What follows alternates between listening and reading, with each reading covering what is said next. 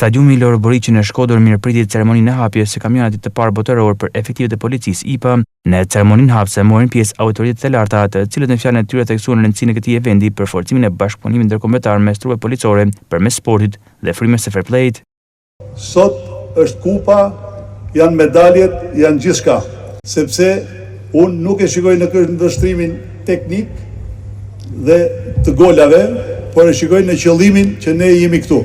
E kam pohuar prej 10 vitesh që Shkodra i ka paraprir shumë proceseve në Shqipëri.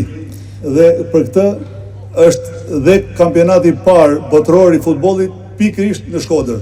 Ky kampionat nuk shënon vetëm një moment mirë sportiv, përmes tij shprehim angazhimin ton, mikpritjen ton, duke dashur të tregojmë vlerat më të mira të Shqipërisë, krenarinë e mikpritjes tonë shqiptare. Torneu do zgjasë deri më 8 qershor dhe përfshin 9 ekipe meshkuj dhe 4 ekipe femrash nga vende ndryshme të botës me mbi 600 pjesëmarrës.